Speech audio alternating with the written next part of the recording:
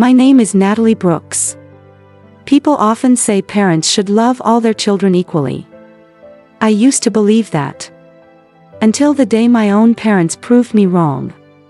If you enjoy emotional family dramas, inspiring comeback stories, and unforgettable life lessons, make sure to subscribe to Quiet Karma Stories. Every week, we bring you powerful stories about family, resilience, and the quiet victories that change lives forever. Ryan and I weren't just siblings. We were born 11 minutes apart. Twins. We grew up in the same house. Shared the same birthday. Attended the same schools. And dreamed about going to college together. From the outside, people thought we had the perfect family. Inside our home, things were very different. Ryan was always the favorite. Every achievement he made was celebrated. Every mistake he made was excused.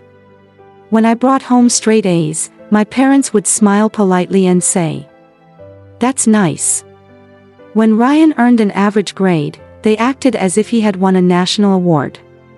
I tried not to let it bother me. I kept telling myself that one day they would see me. One day they would be proud of me too. That day never came. During our senior year of high school, both Ryan and I were accepted into one of the state's best universities. It was the happiest day of my life. I imagined us starting a new chapter together. Until one conversation changed everything. A week before tuition was due, my parents called us into the living room. My father placed 2 envelopes on the coffee table. One was thick. The other was empty.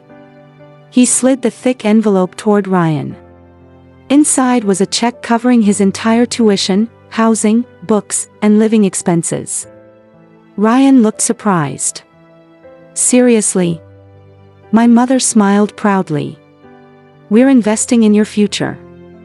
Then my father looked at me. His expression didn't change. "There won't be any money for you." I stared at him, certain I had misunderstood. "What do you mean?" He folded his arms. "You'll have to figure it out yourself." The room suddenly felt smaller. "But we're both going to college. I thought you were helping both of us." My father shook his head without hesitation. Then he said words I would never forget. "Ryan has a future." He looked directly into my eyes. "You're just realistic." It felt as though the air had been knocked out of my lungs. I searched my mother's face, hoping she would disagree. She didn't. Instead, she quietly nodded. "Your brother has bigger opportunities. We believe he'll accomplish great things." "And me?" I whispered. No one answered. That silence hurt more than any insult ever could. I walked upstairs, closed my bedroom door, and cried until I had no tears left. The next morning, I stopped feeling sorry for myself. If no one was willing to invest in me, I would invest in myself. Within 2 weeks, I found my first part-time job at a neighborhood coffee shop. A month later, I started working evenings at the university library. On weekends, I tutored high school students in history and English. 3 jobs. Full-time classes. Almost no sleep. Some nights, I didn't get home until after midnight. A few hours later, I was back in class pretending I wasn't exhausted. There were days when I skipped meals to save money. Days when I walked across campus in the rain because I couldn't afford the bus fare. While Ryan spent weekends at football games, concerts, and parties. I spent mine pouring coffee, shelving books, and helping teenagers prepare for exams. It wasn't the college experience I had imagined. But every paycheck reminded me of something important. No one could take away what I earned through hard work. Every tuition payment I made. Every textbook I bought. Every late-night shift I survived. Was proof that I didn't need anyone's permission to build my future. What I didn't know was that over the next 4 years, The girl my parents believed wasn't worth investing in would become the student the entire university would never forget. College was supposed to be the beginning of a new chapter. For Ryan, it was exactly that. For me, it became a daily fight to survive.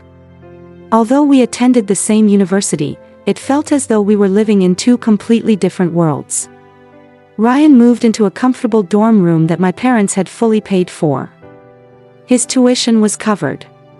His meal plan was covered. His books were covered. Even his spending money arrived in his bank account every month without him asking.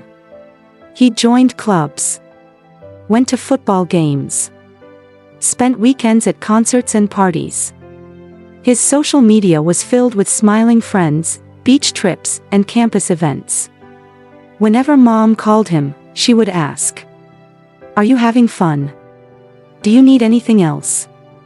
Meanwhile, my days looked nothing like his. Every morning, my alarm rang at 5 a.m. Before most students were awake, I was already opening the coffee shop where I worked. By 8 o'clock, I rushed across campus just in time for my first lecture. After classes ended, I barely had enough time to grab my backpack before heading to my second job at the university library. When the library closed late at night, I wasn't finished. I went home, changed clothes, and spent another few hours tutoring high school students online. 3 jobs. 5 classes. 7 days a week. There were nights when I didn't crawl into bed until 2 o'clock in the morning, only to wake up 3 hours later and do it all again. My classmates often asked why I looked so tired. I simply smiled and said, "I've been busy." The truth was much harder. Some weeks, I had to choose between buying groceries or buying the textbooks I needed for class. More than once, I skipped breakfast. Sometimes lunch too.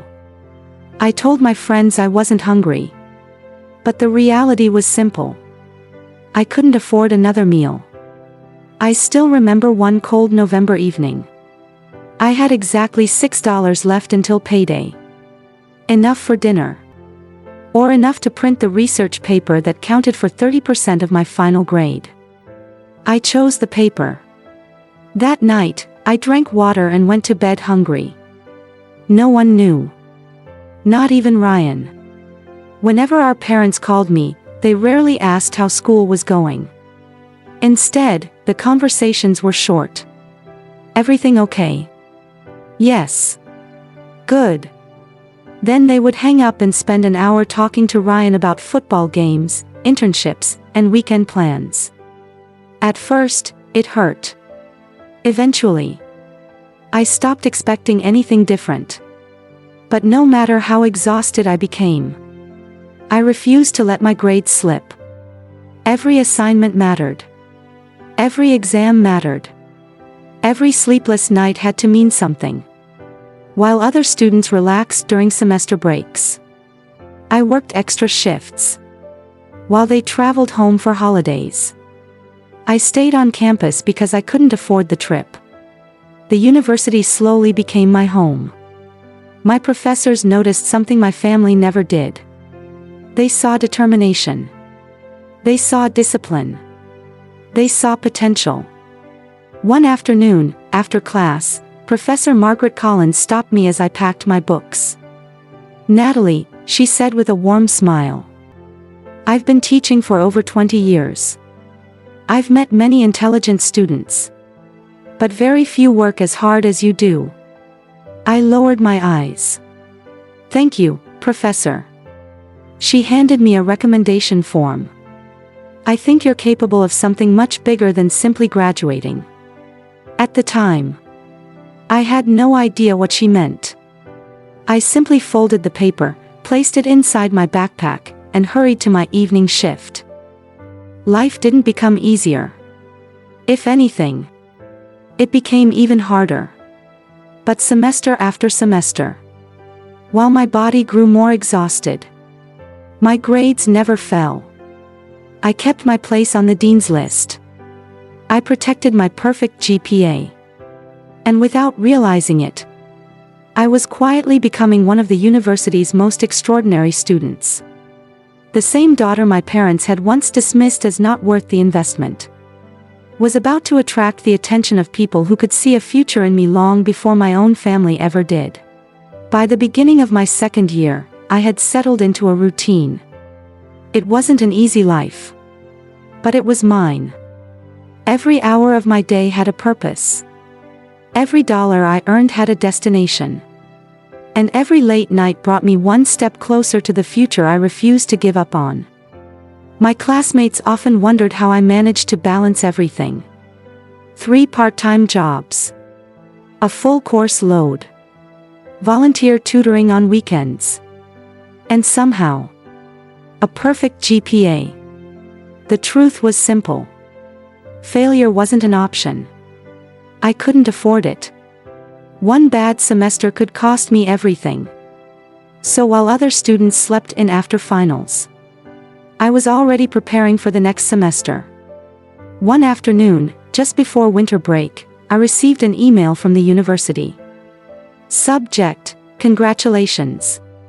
For a moment, I thought it was another campus newsletter. But when I opened it, my hands began to shake. I had been selected as a recipient of the National Merit Excellence Scholarship, one of the most competitive academic awards in the country. Only a handful of students were chosen each year. The scholarship would cover almost all of my remaining tuition and academic expenses. I read the email 3 times before it finally felt real. For the first time since starting college, I cried tears of relief instead of exhaustion. I didn't have to wonder how I would pay next semester's tuition. I didn't have to choose between textbooks and groceries. Someone had finally believed in me. Not because they were family, but because they had seen my hard work. The following week, Professor Margaret Collins invited me to her office. I assumed she wanted to discuss one of my research papers.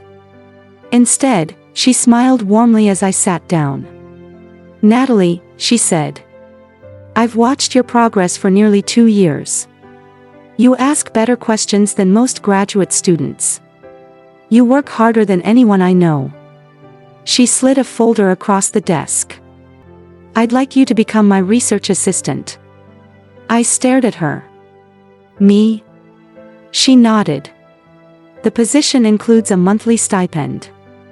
But more importantly, it will open doors that very few undergraduate students ever get." For a moment, I couldn't speak. Then I quietly whispered, "I'd be honored." That single opportunity changed everything. I began helping Professor Collins with historical research projects, organizing archives, and assisting with academic publications. Soon, other professors started recognizing my name. Students I had never met would stop me after class. "Weren't you the student who won the National Merit Scholarship? Are you Professor Collins' research assistant?" I smiled politely, still unable to believe they were talking about me. Little by little, the university became a place where people knew me not for my struggles, but for my achievements. My name appeared on the dean's list every semester. Faculty members recommended me for leadership programs. I was invited to academic conferences. Even the university president shook my hand during an honors reception. Yet despite everything that was happening, my family knew nothing. Whenever my parents called, they never asked about my grades. They never asked if I had received any awards. The conversations always revolved around Ryan. Ryan joined another club. Ryan has a new internship. Ryan made so many friends. I listened quietly, then wished them a good night. Not once did I mention the scholarship, or the research position, or the honors I was receiving. It wasn't because I wanted revenge. I had simply stopped trying to earn their approval. For the first time in my life, I was building my future for myself. Not for applause. Not for validation. And certainly not for people who had already decided I wasn't worth believing in. What I didn't realize was that the university had much bigger plans for me. Plans that would eventually place me on the biggest stage of my life. And when that day arrived, my parents would finally hear my name. Not from me, but from the dean himself. The years passed faster than I expected. 1 semester became 2. 2 became 4. Before I realized it, graduation was only a few weeks away. During those 4 years, my relationship with my parents barely existed. They called occasionally. Mostly on holidays. Sometimes on my birthday. But every conversation followed the same pattern. They wanted to tell me about Ryan. Ryan got another internship. Ryan joined the Student Leadership Council. Ryan is making so many important connections. Whenever they asked about me, it was always the same question. Everything okay? I always answered with one word. Yes. They never asked about my grades. They never asked if I still had 3 jobs. They never wondered how I managed to pay my tuition year after year. After a while, I stopped expecting them to. Because expectations only lead to disappointment. I rarely went home anymore. Partly because I was busy. Mostly because every visit reminded me where I stood in the family. Whenever I came back for Thanksgiving or Christmas, the conversations always revolved around Ryan's future. My mother proudly introduced him to relatives. He's going to do amazing things. My father smiled every time someone praised him. I would sit quietly at the end of the table, smiling politely. Sometimes people even forgot I was there. Surprisingly, Ryan wasn't cruel. He had matured over the years. More than once, he tried to include me in conversations. But he still didn't know the whole truth. He had no idea how much I had struggled just to stay in school. He believed our parents had treated us fairly. Because no one had ever told him otherwise. Meanwhile, my life at the university continued to change. Professor Collins became more than a mentor. She became someone who truly believed in me. She encouraged me to apply for national academic competitions, leadership programs, graduate fellowships. Whenever I doubted myself, she reminded me. Never let someone else's opinion become the limit of your future. Those words stayed with me. By my senior year, I had received several academic awards. My research had been published alongside faculty members. I was mentoring younger students who reminded me of myself. The university had become my second home. And without realizing it, I had quietly become one of its most respected students. A month before graduation, Professor Collins called me into her office. She was smiling before I even sat down. I have some wonderful news. She handed me a formal letter sealed with the university's emblem. The dean would like to recognize your achievements during graduation. I looked at her, confused. What does that mean? She smiled even wider. It means you'll have a very important role in the ceremony. My heart began to race. There's one more thing. The university would like your family to attend. A few days later, the dean's office mailed a formal invitation to my parents. The elegant envelope arrived at their house with the university's official seal. My mother called me immediately. Natalie. We received a special invitation from the dean. She sounded excited. Before I could say anything, my father laughed proudly. I knew Ryan must have impressed someone. I told you he was destined for great things. My mother agreed without hesitation. I can't wait to see Ryan receive whatever honor they've prepared. I quietly listened. Neither of them asked why the invitation had my name printed on it. Neither of them imagined that the university wasn't inviting them to celebrate Ryan. They were inviting them to witness the daughter they had spent 4 years overlooking. And in just a few weeks, the entire auditorium would learn my name, including the 2 people who had once told me I wasn't worth the investment. Graduation morning arrived with clear blue skies. The entire university campus buzzed with excitement. Families carried flowers. Students posed for photos in their graduation gowns. Proud parents hugged their children as cameras flashed in every direction. It was the day everyone had dreamed about. The day 4 years of sacrifice, hard work, and determination would finally be recognized. I stood backstage in my cap and gown, taking a slow, deep breath. Professor Margaret Collins walked over and gently adjusted my graduation hood. She smiled warmly. "You've earned every second of today." I smiled back, trying to hide how nervous I felt. "I still can't believe this is happening." She squeezed my shoulder. "Oh, Natalie. After everything you've overcome, no one deserves this moment more." A volunteer signaled that it was time. The graduating class began walking into the enormous auditorium. More than 5,000 people filled the seats. Families cheered as each department entered. I scanned the audience for just a moment. Near the front, I spotted my parents. My mother was smiling proudly at Ryan. My father had his phone ready, prepared to record his favorite son crossing the stage.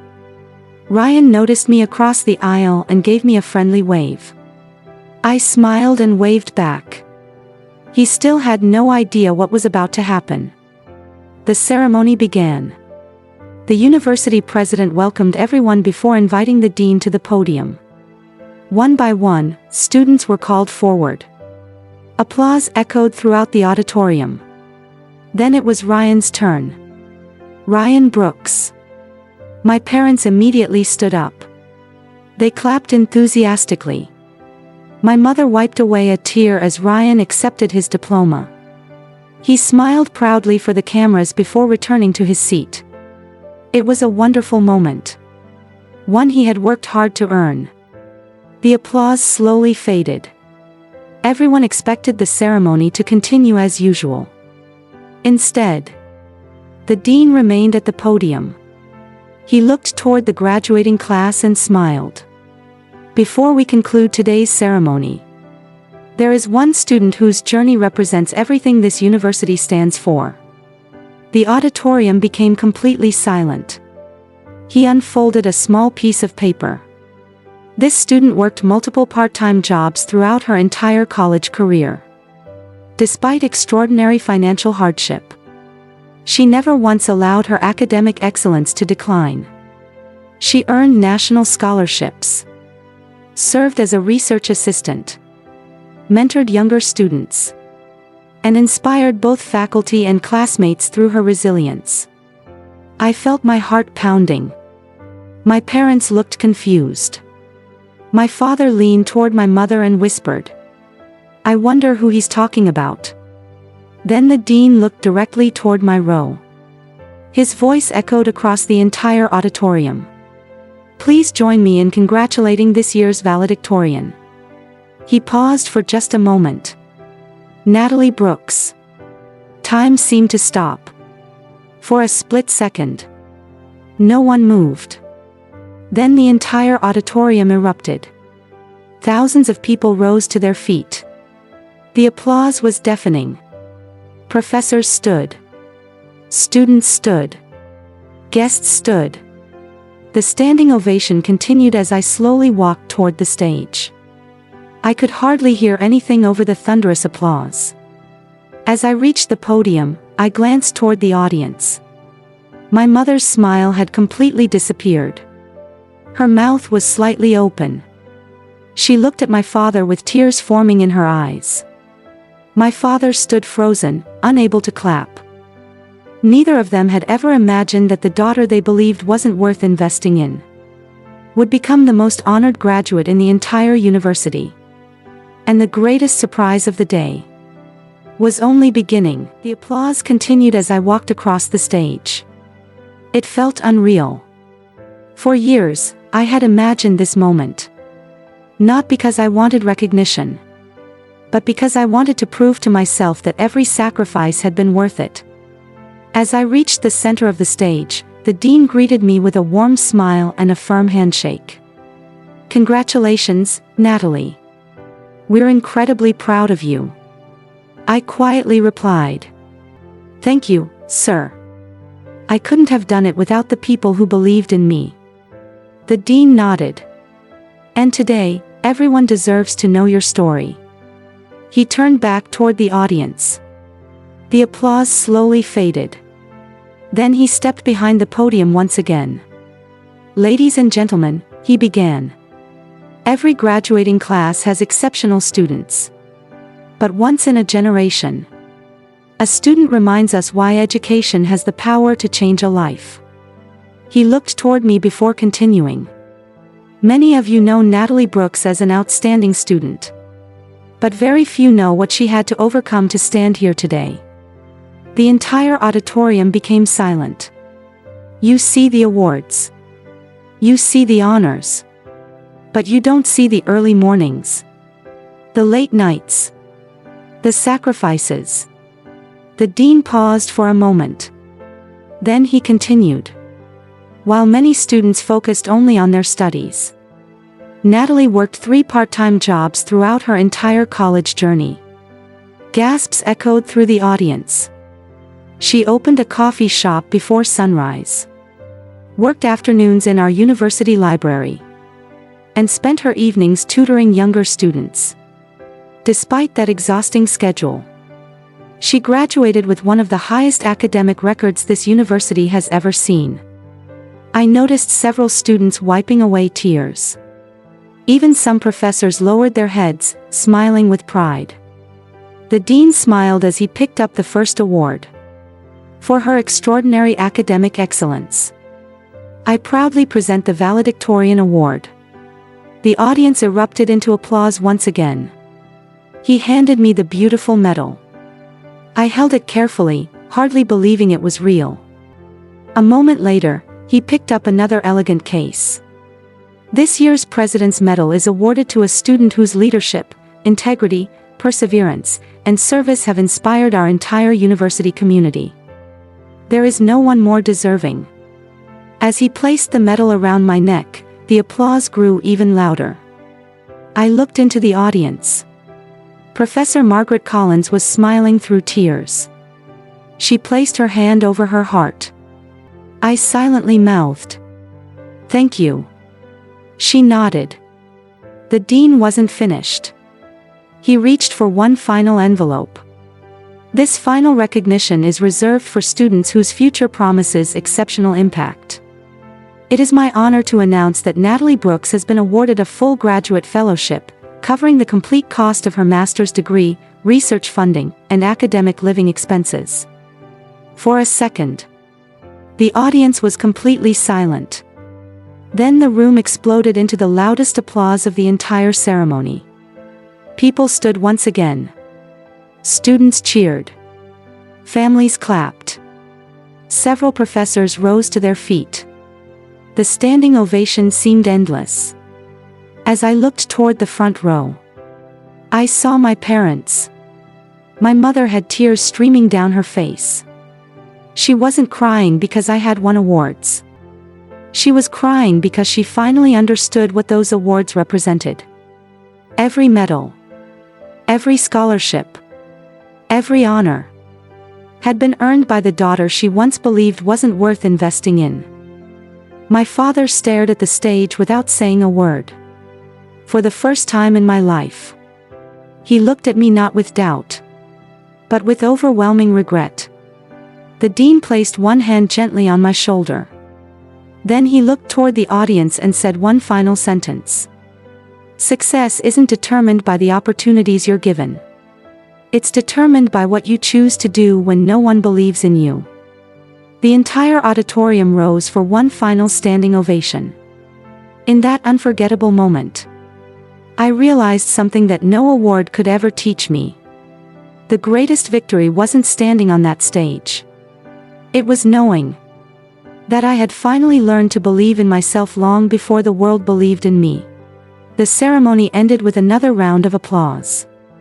Graduates rushed across the auditorium, hugging friends, taking photographs, and celebrating years of hard work. Families filled the aisles with flowers, balloons, and joyful tears. I stood near the stage, surrounded by professors and classmates who wanted to congratulate me. Professor Collins hugged me tightly. "You've made this university proud," she whispered. "You've also reminded every student here that circumstances never define potential." I smiled. "Thank you for believing in me when I couldn't always believe in myself." As photographers snapped more pictures, I noticed movement across the room. My parents were still standing exactly where they had been during the ceremony. Neither of them had moved. Neither of them had spoken. My father stared at the stage as though he were trying to understand everything he had just witnessed. My mother slowly reached for his hand. Her fingers trembled. Tears streamed silently down her face. She looked at him with heartbreak in her eyes and whispered, "Michael, what have we done?" My father didn't answer immediately. His eyes never left me. Finally, he spoke in a voice so quiet I could barely hear it. "We were so convinced Ryan was the one with the brighter future. We never stopped to see who Natalie was becoming." My mother covered her mouth as another tear rolled down her cheek. She did all of this completely on her own. No financial support. No safety net. No one cheering for her. And somehow, she still became the most extraordinary student in the entire university. For the first time in years, my father looked completely broken. I thought I was making a smart investment. He lowered his head in shame. But I wasn't choosing the right child. I was judging my children by the wrong standards. My mother nodded through her tears. We measured success by who seemed more promising. We never measured courage. We never measured sacrifice. We never measured character. She watched as another group of professors gathered around me, congratulating me with warm smiles and handshakes. They saw something in our daughter that we were too blind to see. A few feet away, Ryan quietly listened to every word. He looked from our parents to me, then slowly shook his head. "I always believed you had help. I never knew you were carrying everything by yourself." His voice cracked. "If anyone deserved our parents' support, it was you." For a long moment, none of them spoke. The noise of the celebration continued all around them, but it felt as though they were standing in complete silence. Finally, my father took one slow step forward. Then another. He stopped in front of me. For the first time in my life, there was no pride. No expectations. No comparisons. Only regret. His eyes filled with tears. "I'm so sorry, Natalie. I spent 4 years believing I had invested in the child with the greatest potential." He paused, struggling to continue. "But today, I realize potential was never the problem. My judgment was." My mother wrapped her arms around me, crying openly. "We didn't fail because we supported Ryan. We failed because we stopped believing in you." I gently hugged her back. Not because the pain had disappeared. Not because everything had been forgiven. But because, for the very first time, they were finally seeing me. Not as the forgotten daughter. Not as the child they underestimated. But as the woman I had become despite every obstacle they had placed in my path. As I looked around the crowded auditorium one last time, I realized something no award could ever equal. Sometimes, the greatest victory isn't proving your family wrong. It's giving them the chance to finally see the truth. And for my parents, that truth had arrived 4 years later than it should have. But it had arrived nonetheless. The celebration slowly came to an end. Families gathered outside the auditorium beneath the bright spring sunshine. Graduates laughed as they tossed their caps into the air. Parents embraced their children with tears of pride. Everywhere I looked, people were celebrating new beginnings. I stood near one of the old oak trees at the edge of the campus, holding my diploma and the awards I had worked so hard to earn. For the first time in 4 years, I felt completely at peace. Professor Collins had just walked away after giving me one final hug. Several classmates congratulated me before leaving with their families. Soon, the crowd began to thin. That was when I saw them. My parents. And Ryan. They walked toward me slowly. No one spoke. No one smiled. There was an awkward silence between us that felt heavier than any argument we had ever had. When they finally stopped in front of me, my father looked down at the ground. For years, he had always seemed so confident. Today, he looked like a man carrying the weight of every mistake he had ever made. "Natalie," he said quietly. "I don't know if words are enough. They probably aren't. But I have to say them anyway." He took a deep breath. "I'm sorry. I'm sorry for every time I made you feel invisible. I'm sorry for believing your future mattered less. And I'm sorry that I only realized your value after the rest of the world had already recognized it." My mother stepped forward, tears filling her eyes once again. I kept telling myself we were making practical decisions. But they weren't practical. They were unfair. "We failed you." She reached for my hand. "You deserved encouragement. You deserved support. You deserved parents who believed in you. And we weren't those parents." For a moment, no one said anything. The only sounds were distant laughter from graduates celebrating across the campus. Then Ryan slowly stepped forward. He looked at me with a mixture of admiration and guilt. "I need to apologize too." I frowned slightly. "You didn't choose this." He nodded. "I know. But I also never asked enough questions. I accepted everything because it made my life easier." He looked at the medals hanging around my neck. "You know something?" I waited quietly. "I always thought I was the strongest person in this family." He gave a small, embarrassed smile. "I was wrong." His eyes met mine. "You're the strongest person in this family, Natalie. You carried burdens none of us even knew existed. You worked while I slept. You sacrificed while I celebrated. And somehow, you never gave up." His voice cracked. "I don't think I could have done what you did." Those words meant more to me than he probably realized. Not because I needed his approval, but because they came from honesty. For the first time in years, no one was comparing us. No one was choosing favorites. We were simply brother and sister. My father looked at me again. "I know we can't erase the last 4 years. I know we can't undo the hurt. But if there's even a small chance, I hope one day you'll let us earn your trust again." I looked at each of them. The people standing before me weren't the same family who had sent me to college alone. Life had humbled them. Success had opened their eyes. Pain had taught them lessons that comfort never could. I smiled gently. "I've spent 4 years proving something." My father looked confused. "What was that?" "That I didn't need anyone's permission to believe in myself." The three of them listened without interrupting. "I don't hate you. I never did. But forgiveness isn't something that happens because someone says they're sorry. It grows through actions. It grows through honesty. And it grows through time." They all nodded. No one argued. No one made excuses.